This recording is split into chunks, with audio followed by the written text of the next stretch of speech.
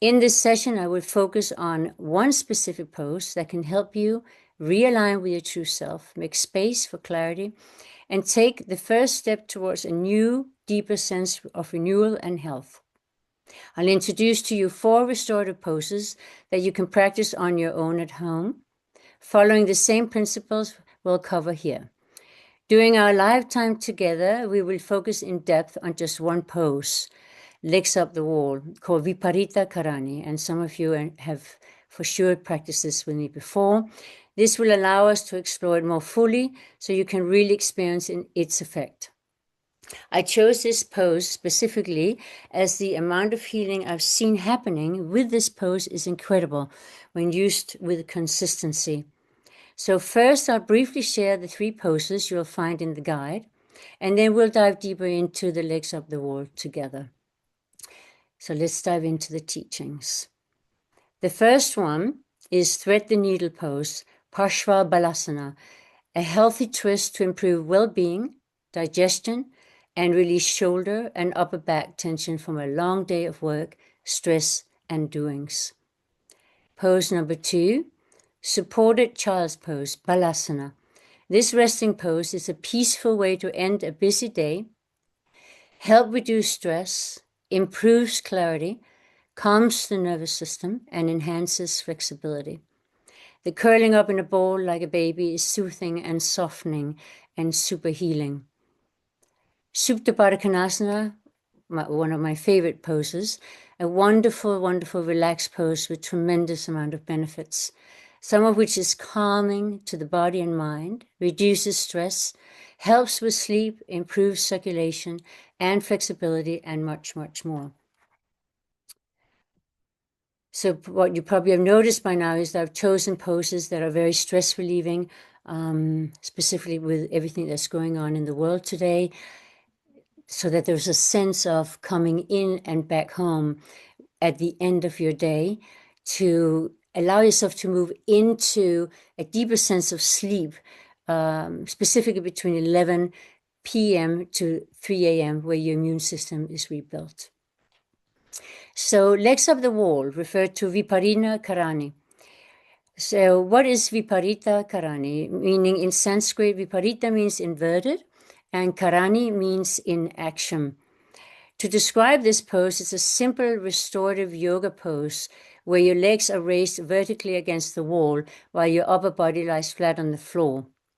If you have any of the following conditions, please focus on Supta Baddha Konasana instead. So when to avoid or modify Viparita Karani. Eye issues such as glaucoma, detached retina, cataracts, heart and circulation, uncontrolled high blood pressure, heart failure, kidney liver failure. In pregnancy, don't lie completely flat.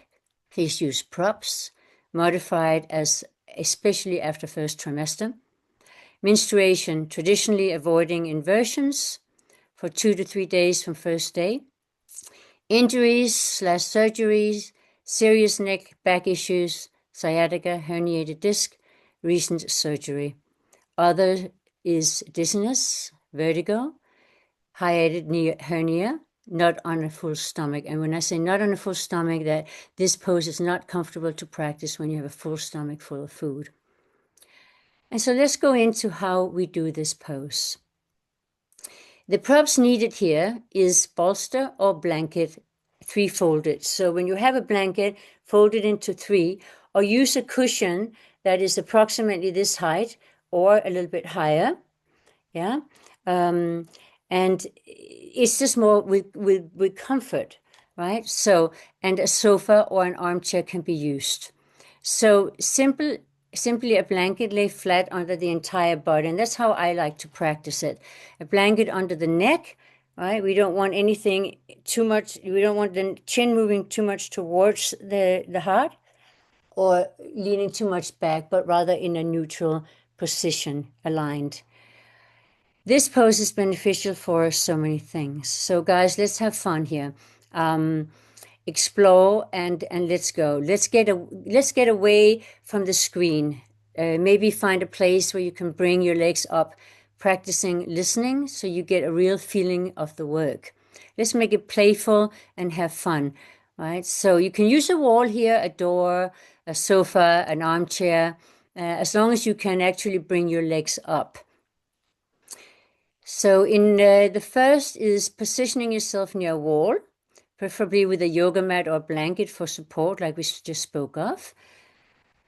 In the second, sit beside the wall, beside the wall with your buttocks against the wall on the side. Sit sideways with one hip close to the wall. Then swing your legs up as you lie back. Adjusting your position. Adjust your body so your tailbone is a few inches from the wall and your legs are comfortably extended against it. If this is too hard, slide yourself a little further away from the wall just to create a little bit more comfort. If you're not fully flexible yet, then coming a little bit away from the wall is also more comfortable. Breathe and relax. Rest your legs against the wall and focus on deep, slow breaths while relaxing your shoulders and abdomen. And this is very important because very often when we're in this position, there's a sense of restricting within the shoulders as well as in the abdomen, but just really bring the breath in deeply where you are finding there's any form of holding or restrictions, allowing yourself just to drop in and soften and sort of gliding into the floor, melting into the floor. Hold and exit, right? So you can usually best here is to stay for 5 to 20 minutes. Adjust based on your comfort level. Again, here, if it feels too much, just slide yourself slightly out. Or if you get tired in between, you can also bend your knees just to release a slight tension. And just stay here for a moment. Even though we're not going to stay here today for 20 minutes, you all know that, however much time you have here, whether it's 5 minutes, 10 minutes, 15 minutes, 20 minutes, that this pose, if practiced continuously, like a discipline for at least 30 days continuously, you will begin to see a very, very deep sense of shift in your sleep patterns, with headaches, with any form of emotional stress, as it's very, very nurturing for the emotional rim, which is in the lower part of the head. So to exit, lower your legs or knees to your chest and stay for a minute. Often the tendency here is that people get out of the pose very quickly. Right? 3/4 of the pose is to actually allow yourself to be there in the transitions, to feel the transitions through the breath. So for a minute, and then glide to the right side with the knees bent and stay there for a minute and feel that and breathe into that and enjoy that shift that happens and notice the feeling that the system is going through. So of course, still keep the breath very deeply while you're going in, while you're in the pose, as well as when you come out of the pose, right? So, and then you can slowly sit up quietly, a short time to feel the effect from the practice, right? So always fine-tuning the instrument by coming back in, breath, listening, and gliding in and out in that sense. If one wanted to work with this pose into the core, like mountain climbers, the mountain climbers like doesn't work with the ropes, but just hold on within their core on the rocks. You can use a block between your legs, before the knees, above the knees, a little bit below the pelvic floor, and you press the block in and slightly glide it back by rotating the inner groins, the upper inner groins towards the wall. And this brings the work very, very deeply into the core. And so this is if you want to do a little bit of work. And you can, of course, do both. You can do the resting position of just legs against the wall, and then you can work the block. So you can actually do one and then the other, one and the other, and you can do sets that way. And I would highly recommend to do that in the morning, but the resting position in the evening. Legs up the wall, Viparita Karani, is considered an important and beneficial yoga posture for its gentle yet profound effect on the body and the mind. It is highly valued as a restorative pose because it doesn't require physical exertion, but offers a powerful, calming, and rejuvenating experience. So I will just go into a little bit of what it does. It activates the rest and digest, the nervous system. This pose is so important because its ability to shift your nervous system from the flight and fight sympathetics response to the rest and digest parasympathetic response. This is a vital process of stress reduction, as most people spend their days in a high-stress upright position.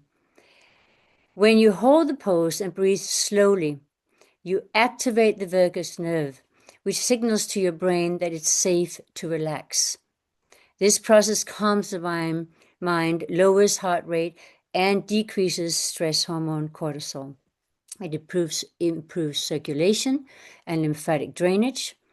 As a mild inversion, Viparita Karani uses gravity to reverse the effects of spending a day upright. This is particularly beneficial for the legs and feet where fluids tend to pool. It enhances blood flow. It helps venous blood return to the heart, relieving tired, swollen, and cramped legs and feet. Boosts lymphatic drainage. The lymphatic system, which helps filter out waste and bacteria, doesn't have a pump, so it's very important. Inversions like Viparita Karani uses gravity to simultaneously lymphatic fluid flow towards the upper body and heart, supporting the immune system. It offers deep physical and mental relaxation. This pose provides a rare and valuable opportunity for deep relaxation and stillness in a fast-paced world. So we all know that today's day, we are all walking around with all different kinds of tensions, and those tensions reflect into all your relations, your work, your connections, and how you're feeling within yourself, right? Everything has a cause and effect. So how you are choosing to live your life, either in relaxation or stress, has a huge cause and effect to everything in the outer world. And that, of course, feeds in again to the psychotherapy of the body and the mind, the yamas, which many of you have probably heard before in reference to the nonviolence, being honest with yourself, the satyas, the astyas of sort of not being honest with yourself in that sense. And then, of course, you're not dealing and being truthful to yourself, the satyas, yeah?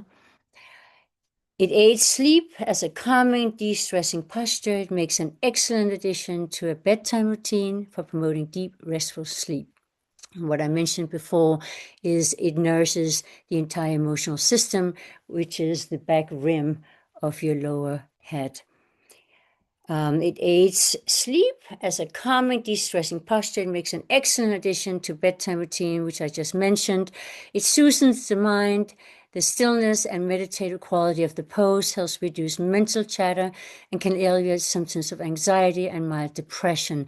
So even if you were just to do, if you're not into meditation, this is a pose that enlightens, that brings forth that deeper sense of stillness, as spaciousness, that you will find when you start beginning meditating. And that stillness creates that spaciousness, and in that spaciousness, anything can begin to shift. New possibilities, new ways of thinking of things, and not being sort of stuck in the neurosis of old ideas of how it should be, and getting back into that clinging that we spoke about in the beginning. It's a very accessible and gentle pose, so everybody can actually do this pose. Unlike most strenuous yoga poses, legs up the wall is safe and accessible for almost everyone. And some points, it requires no intense physical exertion or warm-up, so it can be performed anytime, even for just a few minutes to reset, refresh, and rejuvenate. The props and like blankets or bolsters can be used to increase comfort and support, allowing you to hold the position for a longer and deeper relaxing effect. Use bolster and blocks. Place 2 blocks against the wall. Stack a firm bolster or several blankets on top to create a ramp. And this allows also a softness into the spine, a lengthening into the spine. So when you do that, you're lifting your pelvis up and you're gliding the spine towards the wall just to create that lengthening in the spine. Positioning your body, sit on the lowest edge of the bolster with your back to the wall, then gently roll back into the incline, swinging your legs up the wall. Adjust for comfort. Ensure your head is elevated about your hips. Adjust the angle of the bolster and your distance from the wall until you feel supported and comfortable. What is important to share here is when I worked in Sri Lanka after the tsunami, we were dealing with many, many injuries to the people's legs, people who barely could not walk. And we used the legs up the wall for 20 minutes twice a day for 30 days. And all the patients were back walking like before. So the result was incredibly physically, emotionally, and psychologically. I had 3 scientists work with me, and out of 800 non-for-profits, we got invited to show our measures in Thailand to doctors and scientists. And so I really, really highly suggest that you really take the time every night to allow yourself to investigate what does this pose do? What is happening here? Because I promise you, if this is practice for at least a 30-day period, your emotional system will begin to shift. If you would like to stay in the pose while we continue, for example, right now, do so. But for ones of you who would like to exit, please do so by deepening the breath and bringing the knees to your chest, staying there for a minute before gliding to the right, and stay for another minute before sliding and sitting up. Take your time here. There's no rush.